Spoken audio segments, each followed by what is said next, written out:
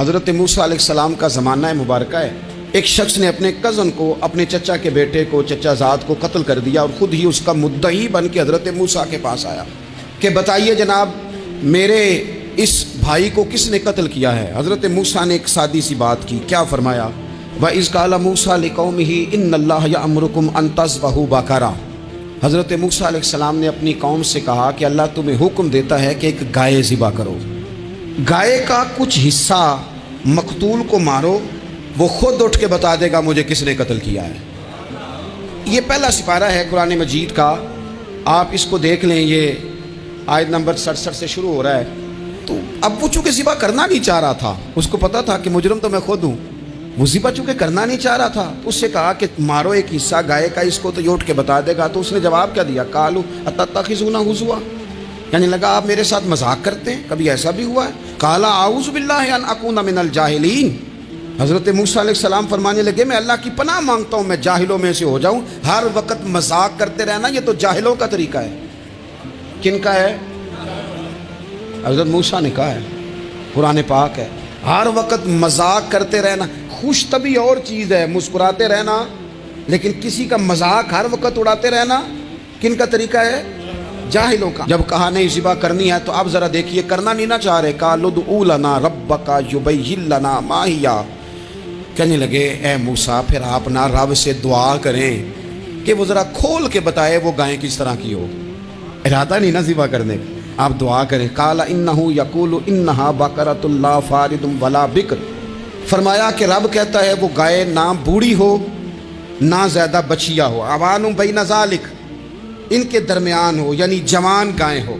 فافعلوا ما تؤمرون، کرو جس کا تمہیں حکم دیا جا رہا ہے. قالوا ادع لنا ربک یبین لنا ما لونھا. لو اگلی بات سن لو. کہنے لگے آپ دعا کریں رب سے کہ وہ کھول کے بتائے اس کا رنگ کس طرح کا ہو، رنگ بتائیں کس طرح کا ہو. قال انہ یقول انہا بقرۃ صفراء. فرمایا رب فرماتا ہے کہ صفراء رنگ کی ہو، یعنی گہرے زرد رنگ کی ہو. یہ رب فرماتا ہے اس طرح کی گائے ذبح کرو. فاقع لونھا تسر الناظرین، اور جب کوئی اسے دیکھے تو اسے اچھا بھی لگے، آنکھوں کو اچھی لگے وہ گائے، اس طرح کی گائیں ذبح کرو. لو اتنی باتیں بتا دی. قالوا ادع لنا ربک یبین لنا ما ہی، کہنے لگے نہیں آپ پھر دعا کریں اللہ ذرا کھول کے بتائے گائیں کس طرح کی ہو. ان البقرہ تشابہ علینا، ہمیں ذرا گائیں پر شبہ پڑ گیا ہے کس طرح کی ذبح کرنی چاہیے. وَإِنَّا انشاءاللہ لمہتدون، اگر اللہ نے چاہا تو ضرور ہم ہدایت پا جائیں گے. پھر اللہ تعالیٰ نے فرمایا کہ قال انہ یقول انہا بقرۃ لا ذلول تثیر الارض، گائیں اس طرح کی ہو کہ وہ کبھی کھیتی میں نہ چلائی گئی ہو، یعنی اس کو کبھی کام نہ اس سے لیا گیا ہو. بیل کو لوگ لگاتے تھے نا، جو کام آج ٹریکٹر سے لیا جاتا ہے وہ گائے بیل سے لیا جاتا تھا.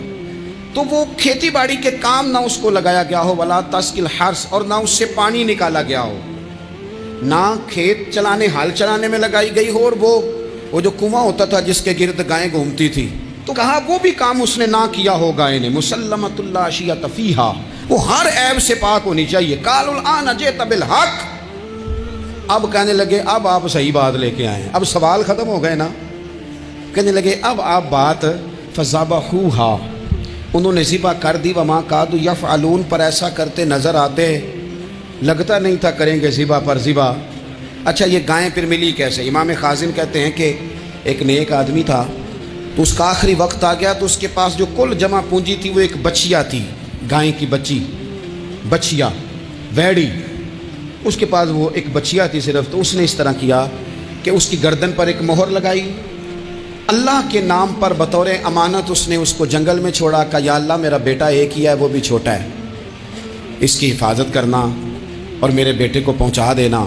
بچہ بالغ ہو گیا. اس کی ماں نے کہا بیٹا جو امانتیں رب کے پاس رکھوائی جائیں نا ان میں خیانتیں نہیں ہوا کرتی، جا کے جنگل میں آواز دے تیری گائے واپس آ جائے گی. اس نے جا کے جنگل میں آواز دی کہ وہ جو میرے باپ نے امانت رکھوائی تھی وہ کدھر ہے. وہ نشان لگی ہوئی گائیں دوڑتی ہوئی اس کے پاس آئی. واللہ خیر الرازقین، جب رب بندوبست کرے، جب اللہ بندوبست کرے تو پھر معاملہ اور ہوتا ہے. وہ گائے آ گئی. اب اس نے کیا کیا اس نوجوان نے کہ وہ گائے گھر لایا، ماں سے آ کے کہا کہ اماں یہ تو اللہ نے فضل کر دیا. ماں کہنے لگی پتر حالات ہمارے خراب ہیں، منڈی میں لے جا اسے بیچ دے، لیکن سودا میری مرضی کے بغیر طے نہ کرنا۔ کس کی مرضی کے بغیر؟ کس کی؟ اماں کی مرضی۔ اور سنو یار، تھے کچھ لوگ جن کو لوگوں نے تانے بھی دیے کہ تم ماں کے پیچھے لگ گیا ہے، لوگوں نے بڑا کچھ کہا، پر جو ماں کی مرضی پہ لگیں ناکام نہیں ہوتے زندگی میں۔ یہ دیکھو ماں کی مرضی پہ لگا، اس کی قیمت کتنی تھی گائے کی؟ بڑی مہنگی تھی، پر 3 دینار کی تھی۔ منڈی میں لے گیا، 3 دینار اس کی قیمت لگ گئی۔ تو ماں نے کہا تھا میری مرضی کے بغیر سودا نہ کرنا۔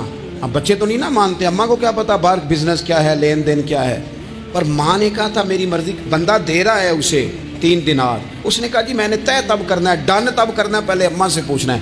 گھر جا کے اماں سے پوچھا، اماں کہنے لگی دے دے۔ واپس آیا تو اس نے کہا کہ میں 6 دینار دیتا ہوں پر میری شرط ہے، ماں سے نہیں پوچھنا۔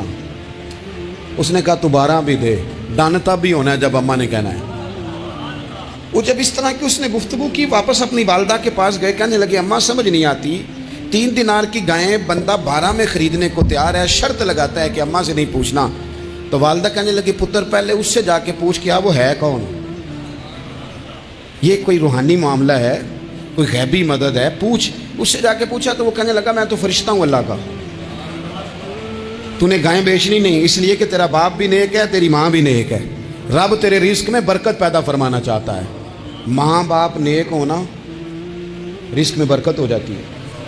ماں باپ نیک ہوں، ان کی صالحیت کا اثر پہنچتا ہے بچوں تک۔ رزق حلال کما کے لانے والے ہوں تو گھر میں برکت ہوتی ہے۔ جا کے کہا کہ تیرے ماں باپ نیک تھے، اسے نہ بیچنا گائے کو، تو کیا کریں؟ کہنے لگے بنی اسرائیل والے سوال کر کے خود مشکل میں آ گئے۔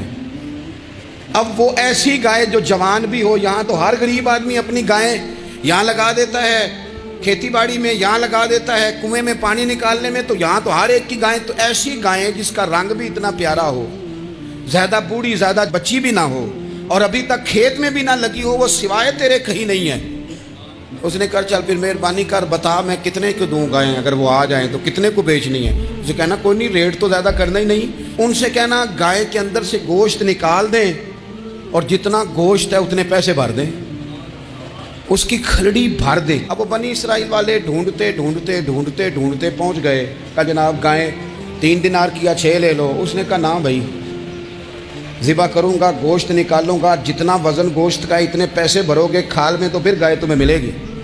اب مجبور تھے، کیا کرتے؟ ابن کثیر حدیث لائے ہیں، امام سیوطی نے در منصور میں بھی لکھی ہے، نبی پاک صلی اللہ علیہ وسلم نے فرمایا سنو جوانوں، اور اسے دل کی تختی پہ لکھو، نبی پاک علیہ السلام نے فرمایا اگر بنی اسرائیل والے زیادہ سوال نہ کرتے تو اتنی مشکل کا شکار نہ ہوتے۔ انہوں نے سوال اتنے کیے کہ چارہ نہیں ہے اب ان کے لیے، چارہ نہیں ہے اب ان کے لیے کہ یہ ادھر ادھر جا سکے، مجبوری بن گئی ہے، یہی گائے خریدنی ہے، یہی لے جانی ہے۔ اب اتنا سارا مال جمع کر کے وہ گائے خریدی، ذبح کی، تو مقتول کو جب اس کا ایک حصہ مارا تو اس نے اٹھ کے کہہ دیا یہ جو مدعی بنا ہوا ہے نا، یہی تو میرا قاتل ہے، یہی تو میرا قاتل ہے، یہی تو ہے جس نے یہ سارا کام کیا۔